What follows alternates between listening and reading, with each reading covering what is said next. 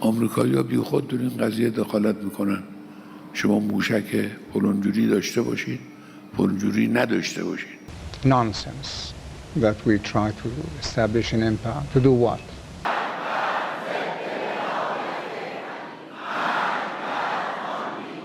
Before the revolution, before the chaos, before the world turned its eyes toward Iran with fear and suspicion, there was a kingdom.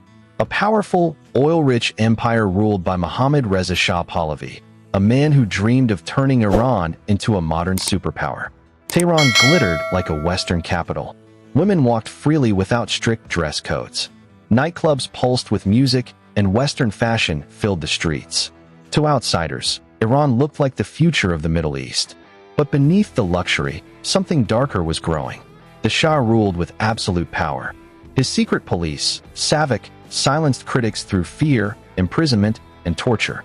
Political opposition was crushed before it could even breathe. What looked like stability was actually pressure building beneath the surface. Iran's rapid modernization, known as the White Revolution, changed everything too quickly. Farmers lost land. Traditional values clashed with Western influence. Wealth concentrated at the top, while millions struggled below. The gap between rich and poor widened like a crack in the earth. And then came resentment, not just against the Shah, but against what he represented. To many Iranians, he was no longer a king. He was a puppet of the West. Central Intelligence Agency influence, foreign interests, and the memory of the 1953 coup fueled anger that refused to die. The empire looked strong, but history was already writing its collapse. As Iran pushed forward with its nuclear ambitions, the world responded with increasing pressure. Economic sanctions, led primarily by the United States and its allies, began to hit Iran with full force. These were not symbolic punishments. They were designed to break the country's economic backbone. Oil exports, once the lifeline of Iran's economy, were restricted. International banking systems were cut off. Foreign companies withdrew, leaving industries struggling to survive. Inside Iran, the impact was immediate and painful. Prices soared, jobs disappeared, and the value of the national currency collapsed. Ordinary citizens, who had little influence over government policy, found themselves paying the price for decisions made at the highest levels. Yet, the leadership framed this struggle as resistance, portraying Iran as a nation standing strong against global oppression. For some, this narrative inspired pride. But for many others, it only deepened frustration as daily life became a constant battle for survival. The tension that had been building for years finally erupted into the open. After a disputed presidential election, millions of Iranians poured into the streets, demanding transparency, fairness, and change. This movement, later known as the Green Movement, quickly became one of the largest displays of public dissent since the revolution itself. Protesters carried signs, chanted slogans, and used emerging social media platforms to share their message with the world. For a brief moment, it felt as though history might repeat itself, that the people could once again reshape their nation's future. But the response from the state was swift and unforgiving. Security forces moved in, protests were crushed, and leaders of the movement were silenced. The streets that had once echoed with hope fell quiet again. Yet, something had changed. A new generation had found its voice, and even though it was suppressed, it was not forgotten. As the years passed, life in Iran became a complex mix of resilience and restriction. On one hand, Iranians adapted. Underground cultures flourished. Art, music, and film found ways to survive, even under heavy censorship. On the other hand, limitations remained constant. Freedom of expression was tightly controlled. The internet, while expanding, was monitored and restricted. Social norms were enforced with strict oversight. For many young Iranians, life felt like a contradiction, caught between a desire for modernity and the reality of control. Education levels rose, and awareness of the outside world increased, but opportunities remained limited. This created a quiet tension within society, one that did not always explode into protests, but simmered beneath the... While tensions continued inside Iran, the country was expanding its influence beyond its borders. Through alliances and proxy groups, Iran became deeply involved in conflicts across the Middle East. From Lebanon to Syria, from Iraq to Yemen, Iran positioned itself as a key player in regional power struggles. Support for allied groups allowed Iran to extend its reach without direct large-scale confrontation. To its leadership, this strategy was essential for national security, keeping threats far from its own borders. But to its rivals, it was seen as aggression.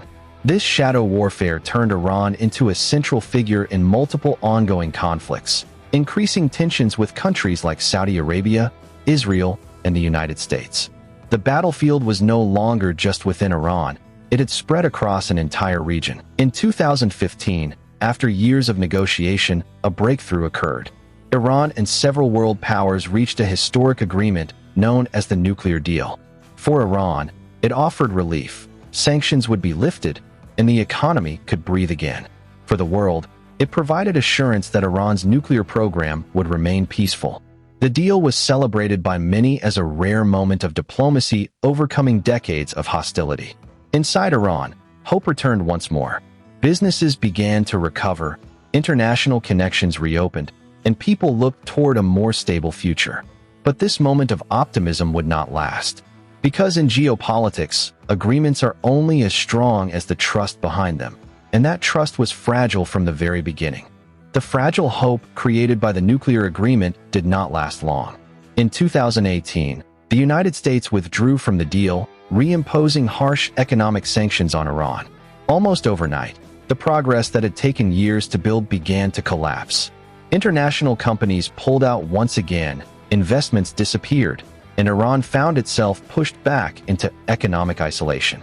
The government condemned the move as betrayal, while ordinary citizens braced themselves for another wave of hardship. Prices surged, inflation spiraled, and the gap between expectations and reality grew painfully wide. What had once felt like a turning point now seemed like a cruel illusion, leaving many Iranians questioning whether true stability was ever within reach. As sanctions tightened, the Iranian economy began to strain under immense pressure. The national currency lost significant value, making everyday goods increasingly unaffordable. Families struggled to maintain their standard of living, and unemployment became a growing concern. This economic crisis did not remain silent for long.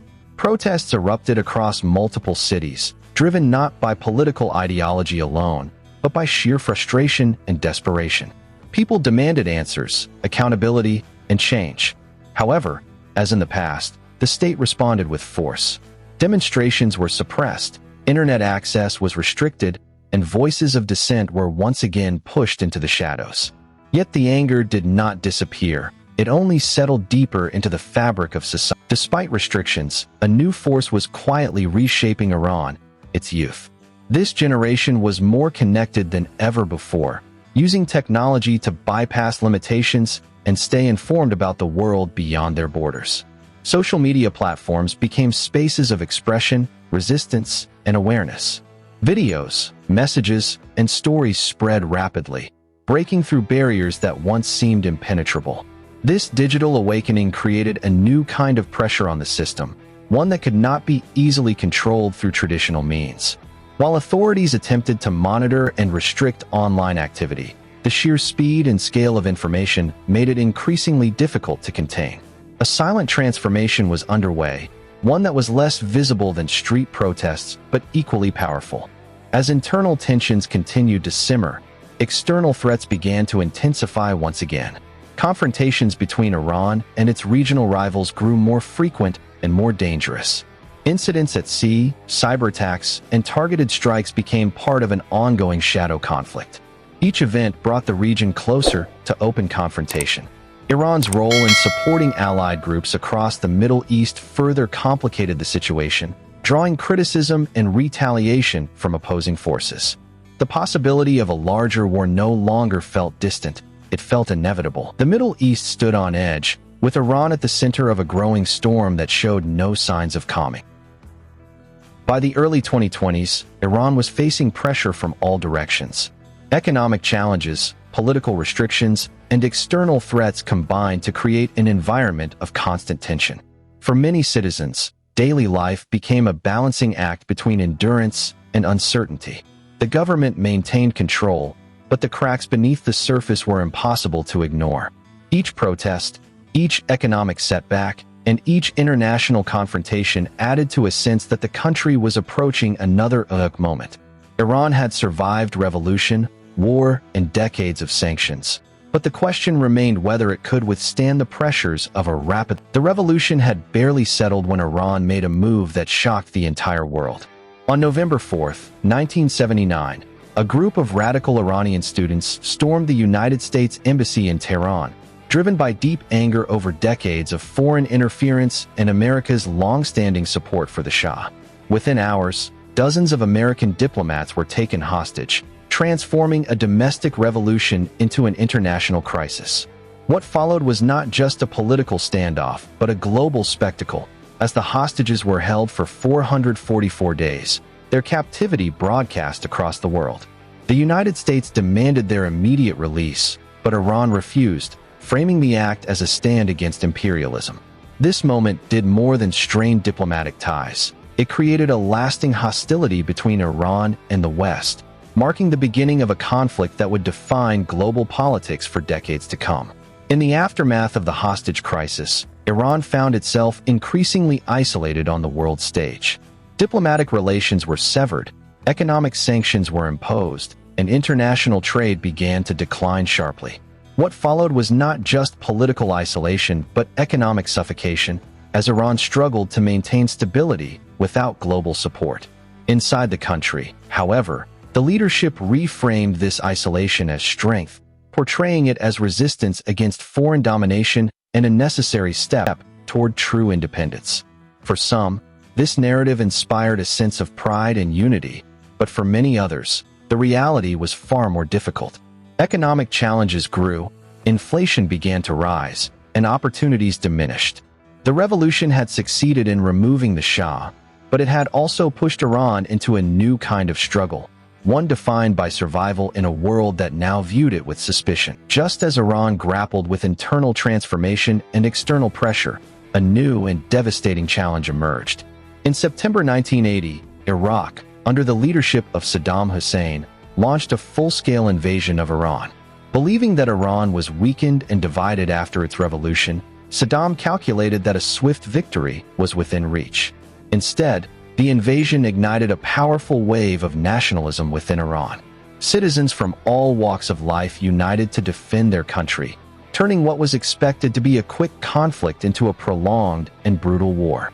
The Iran-Iraq War began not just as a territorial dispute, but as a struggle for survival, identity, and dominance in the region, setting the stage for one of the most destructive conflicts of the late 20th century.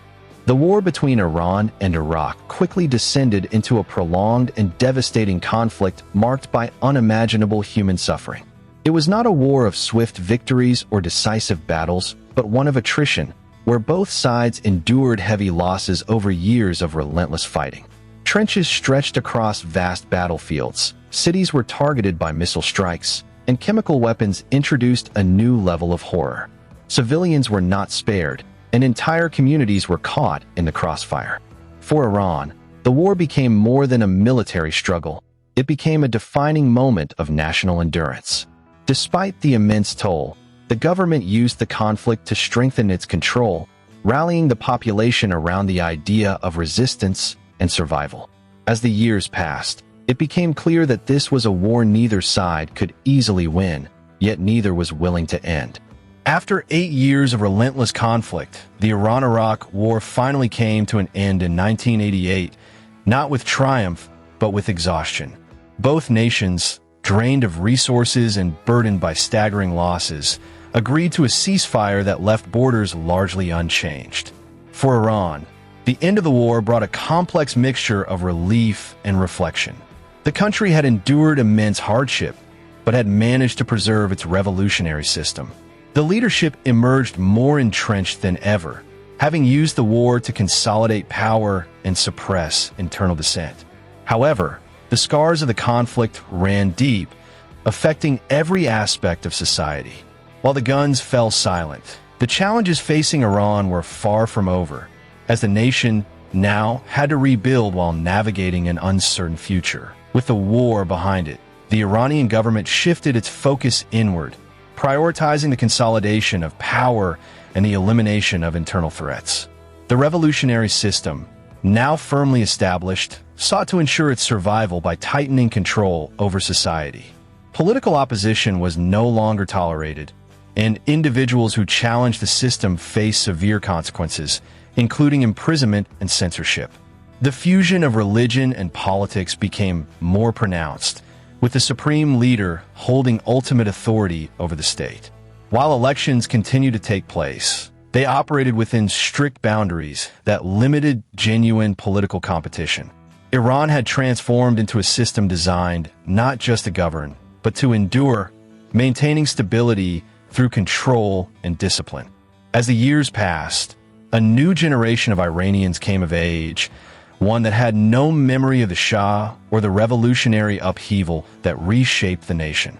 These young people were born into a system they did not choose, yet they were deeply affected by its rules and limitations. Unlike previous generations, they were more educated, more connected, and increasingly aware of the world beyond Iran's borders. This awareness led to questions about freedom, identity, and opportunity. While they did not always express their frustrations openly, a quiet shift was taking place within society. This generation began to challenge traditional narratives, seeking a balance between their cultural identity and their aspirations for a more open. In 1997, Iran experienced a moment that many believed could mark the beginning of significant change.